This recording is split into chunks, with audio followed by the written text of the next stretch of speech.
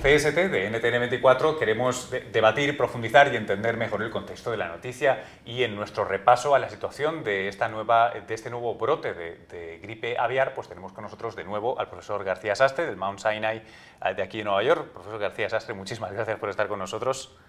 Muy bien, pues sí, encantado de estar aquí.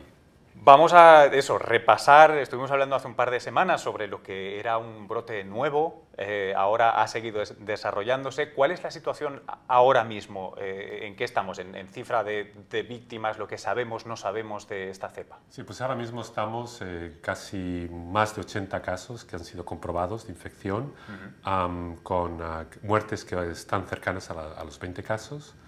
Y con cada semana aparecen un número de casos que son bastante parecidos en cuanto a número a los que han ocurrido la semana pasada, y está confinado a una región geográfica, pero bastante extendido en 6 provincias distintas de China.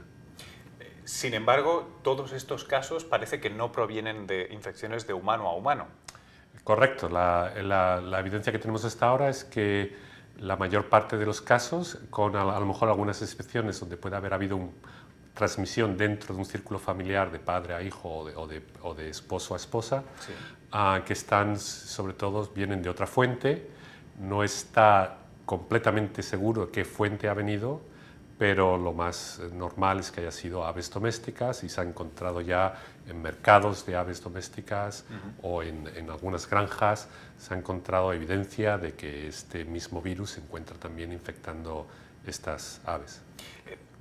Cuando se habla de que eso es un factor muy importante, ¿no? El hecho de que el virus pueda llegar a ser transmisible entre humanos o no, ¿de qué se está hablando realmente? Es decir, ¿cómo es distinto un virus que solo puede pegarme un ave doméstica o uno que yo podría transmitirte a ti? ¿Qué es lo que los diferencia? Bueno, la diferencia está en que una vez que se convierte transmisible, si se pudiera convertir en transmisible de humano a humano, habría mucho más número de infecciones y sería mucho más difícil de controlar. Mientras estén confinados a aves domésticas y que transmiten a humanos, el número de contactos que puede haber entre aves domésticas y de humanos no es tampoco tan grande y se puede intentar controlar y rebajar el número de contactos. Obviamente, poner en cuarentena a todo el mundo e impedir que haya contactos entre humanos, eso va a ser mucho más difícil. Claro.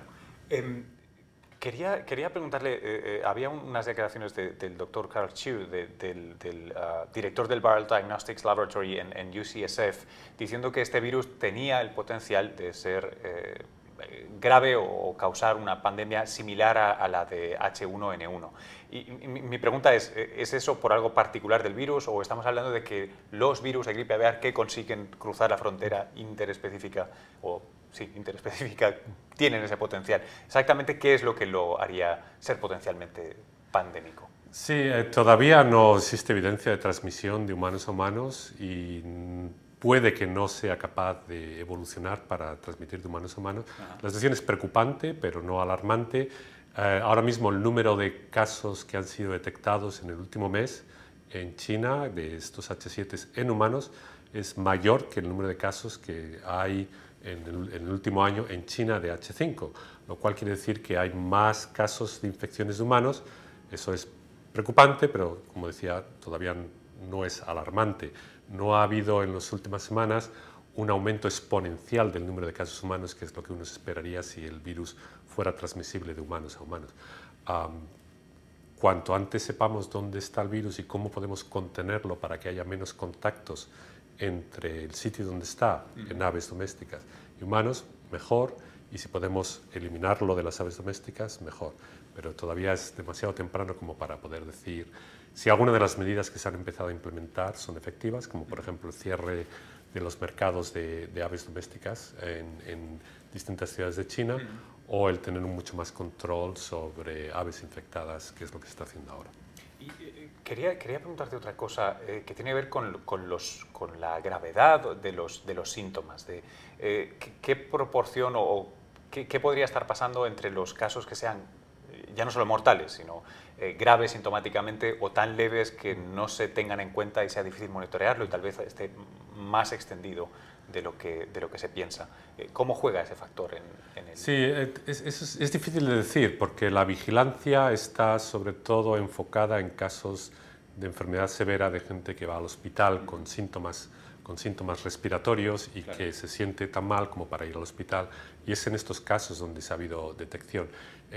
Seguimiento en personas asintomáticas es muy difícil de hacer porque se requieren muchos medios y hasta ahora se ha confinado, que yo sepa, a personas que han tenido contacto con las personas en las que se ha detectado el virus.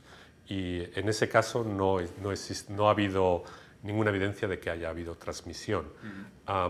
Sin embargo, es muy probable y es muy posible que haya también casos de infecciones en humanos con este virus que da lugar a una enfermedad no sintomática o a niveles de enfermedad que son leves y que realmente haya más casos de los que sabemos. Pero, de nuevo, incluso si hay más casos de los que hay reportados, la transmisión de humanos a humanos no está ocurriendo eficientemente porque si no empezaríamos a encontrar muchos más casos de los que hay ahora mismo reportados también de enfermedad severa. Porque antes me comentabas que una clave o algo, digamos, que es fácil imaginarse que es muy importante en una situación así, es la capacidad que tiene un paciente infectado de infectar a otra persona, ¿no? ¿Cómo me contabas antes que era?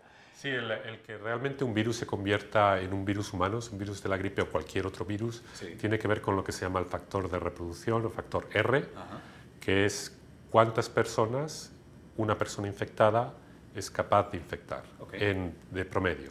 Si el factor R es más de 1, entonces el virus se convierte en un virus humano. Si el factor R es menos de 1, si una persona de promedio infecta menos de una persona, entonces el virus al final termina extinguiéndose. Claro. Y por poner una comparación, en la gripe de todos los años, anual, ¿dónde cae esa R? Sí, la gripe humana, la gripe estacional o la gripe pandémica que hubo de H1N1, la R es cercana a 2, o sea, en realidad no es tampoco mucho la cantidad de personas que de promedio están infectadas por otra, pero a pesar, con una R de 2 el virus se propaga muy rápido, se propaga casi como fuego, y uno de los problemas que está con gripe es que la propagación ocurre más durante el periodo asintomático, antes de que la persona tenga síntomas de enfermedad, de tal modo que es muy difícil saber en un momento determinado qué persona está infectada y propagando gripe hasta 2 días más tarde que la persona empieza a tener síntomas. Sí, con días tarde. Y por último, quería preguntarle, ¿cuáles son los siguientes pasos que están dando instituciones, centros de ciencia y salud como en el que usted trabaja? ¿Qué es lo siguiente que se está haciendo, además de monitorear los casos en China desde el punto de vista del laboratorio? Sí, ahora mismo lo más importante es saber si una vacuna que esté hecha de tal modo que, como se hacen también las vacunas de gripe estacionales, que esté basada en los mismos antígenos que tiene este H7N9, si es una vacuna que es capaz de ser propagada eficientemente para manufacturarla y si da lugar a una respuesta inmune, que es la que uno podría esperar de protección en distintos ensayos preclínicos, incluso a lo mejor hacer algún ensayo clínico en humanos para ver que da lugar a inducción de anticuerpos que fuera similar o no a la capacidad que tiene de protección las vacunas que existen contra gripe. El principal problema ahora mismo con una vacuna de gripe es que la vacuna que existe contra gripe estacional no protege contra este virus, es demasiado distinto para poder proteger contra este virus. Protege no del todo, pero no es una protección del 100%, pero protege contra la gripe estacional las mismas cepas que están circulando. Si las cepas cambian, la vacuna ya no protege bien. Ese es un problema, siempre ha sido un problema con gripe y estamos nosotros trabajando y también otros centros en intentar lograr vacunas que tengan protección mucha más amplia, que no solo protejan contra las cepas circulantes, pero también protejan contra cepas que no estén en ese momento circulando y que sean antigénicamente más distintas, como por ejemplo estos H7 de las cepas que existen ahora. Pero todavía no tenemos una vacuna así. O sea que queda lo que se está haciendo hasta ahora, que es monitorear, aislar, evitar el contacto y la transferencia lo más posible. Ver si las vacunas convencionales son capaces de prevenir enfermedad contra este H7, monitorear el fenotipo del virus, cuáles son los factores que podrían estar involucrados en virulencia, identificar dónde está el virus infectando, tener mejores métodos de diagnóstico contra el virus para poderlo contener. Bueno, pues doctor García Sastre, muchísimas gracias como siempre por haber estado con nosotros. De acuerdo, gracias.